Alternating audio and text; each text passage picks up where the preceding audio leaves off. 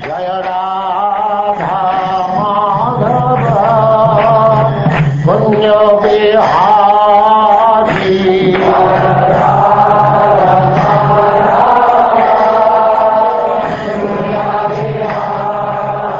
And now chapter 11.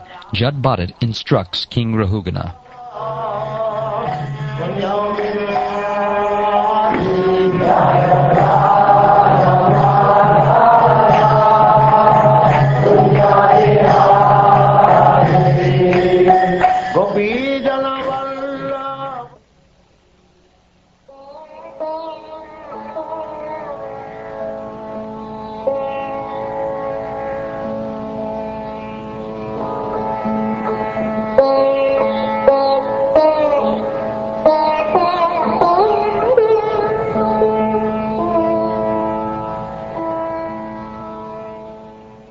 The Brahmin Jada said, "My dear king, although you are not at all experienced, you are trying to speak like a very experienced man.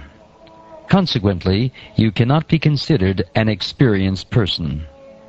An experienced person does not speak the way you are speaking about the relationship between a master and a servant, or about the material pains and pleasures. These are simply external activities. Any advanced, experienced man, considering the absolute truth, does not talk in this way.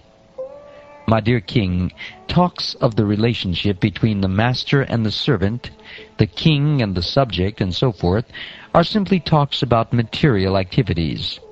People interested in material activities, which are expounded in the Vedas, are intent on performing material sacrifices and placing faith in their material activities. For such people, spiritual advancement is definitely not manifest. A dream becomes automatically known to a person as false and immaterial, and similarly, one eventually realizes that material happiness in this life or the next, on this planet or a higher planet, is insignificant. When one realizes this, the Vedas, although an excellent source, are insufficient to bring about direct knowledge of the truth. As long as the mind of the living entity is contaminated by the three modes of material nature, that is, goodness, passion, and ignorance, his mind is exactly like an independent, uncontrolled elephant. It simply expands its jurisdiction of pious and impious activities by using the senses. The result is that the living entity remains in the material world to enjoy and suffer pleasures and pains due to material activity. Because the mind is absorbed in desires for pious and impious activities, it is naturally subjected to the transformations of lust and anger. In this way, it becomes attracted to material sense enjoyment. In other words, the mind is conducted by the modes of goodness, passion, and ignorance. There are 11 senses and 5 material elements, and out of these 16 items, the mind is the chief. Therefore, the mind brings about birth in different types of bodies among demigods, human beings, animals, and birds. When the mind is situated in a higher or lower position, it accepts a higher or lower material body.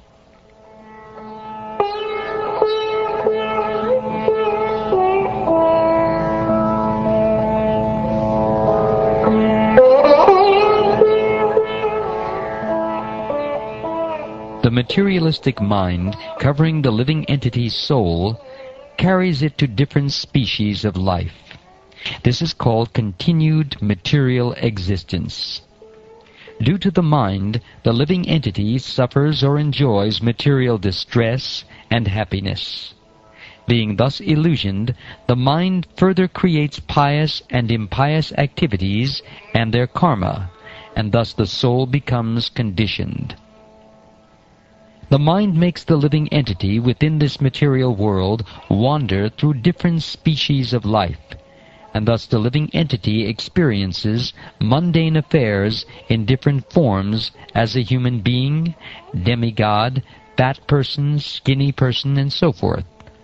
Learned scholars say that bodily appearance, bondage, and liberation are caused by the mind.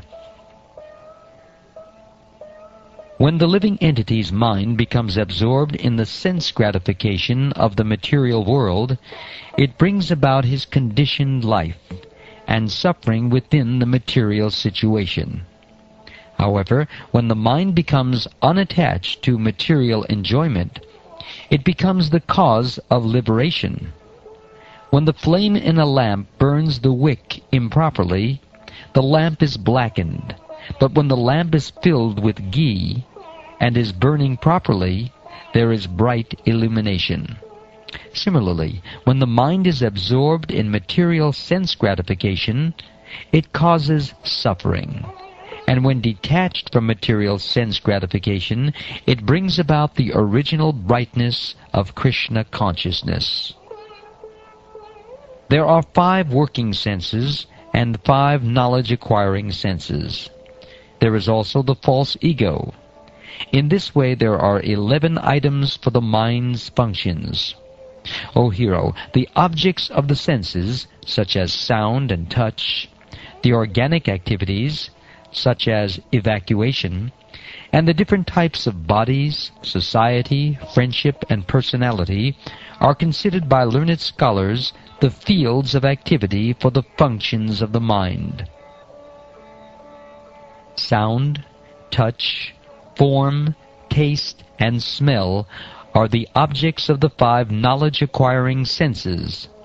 Speech, touch, movement, evacuation, and sexual intercourse are the objects of the working senses. Besides this, there is another conception by which one thinks, this is my body, this is my society, this is my family, this is my nation, and so forth. This 11th function, that of the mind, is called the false ego. According to some philosophers, this is the 12th function, and its field of activity is the body. The physical elements, nature, the original cause, culture, destiny, and the time element are all material causes. Agitated by these material causes, the 11 functions transform into hundreds of functions, and then into thousands, and then into millions. But all these transformations do not take place automatically by mutual combination. Rather, they are under the direction of the Supreme Personality of Godhead.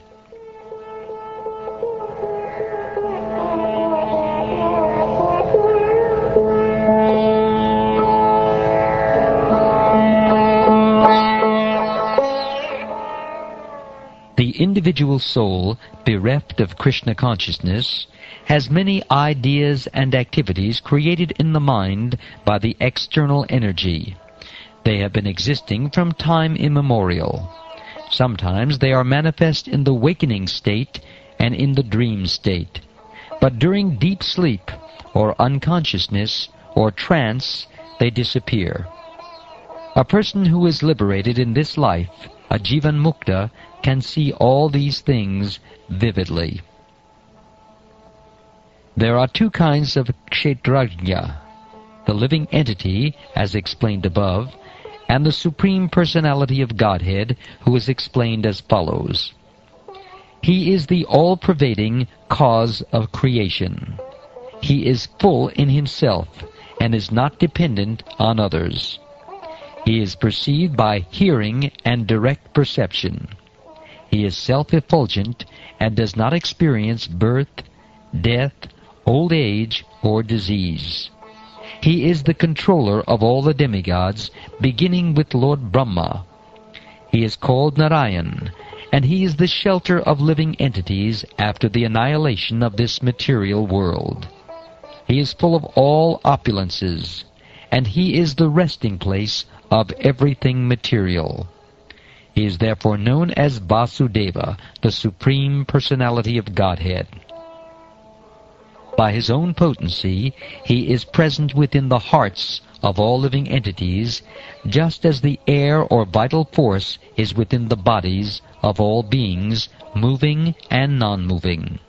In this way he controls the body. In his partial feature, the Supreme Personality of Godhead enters all bodies and controls them. My dear King Rahugana, as long as the conditioned soul accepts the material body and is not freed from the contamination of material enjoyment, and as long as he does not conquer his 6 enemies and come to the platform of self-realization by awakening his spiritual knowledge, he has to wander among different places and different species of life in this material world. The soul's designation, the mind, is the cause of all tribulations in the material world. As long as this fact is unknown to the conditioned living entity, he has to accept the miserable condition of the material body and wander within this universe in different positions. Because the mind is affected by disease, lamentation, illusion, attachment, greed, and enmity, it creates bondage and a false sense of intimacy within this material world. This uncontrolled mind is the greatest enemy of the living entity. If one neglects it or gives it a chance, it will grow more and more powerful and will become victorious. Although it is not factual, it is very strong. It covers the constitutional position of the soul. O King, please try to conquer this mind by the weapon of service to the lotus feet of the spiritual master and of the Supreme Personality of Godhead. Do this with great care.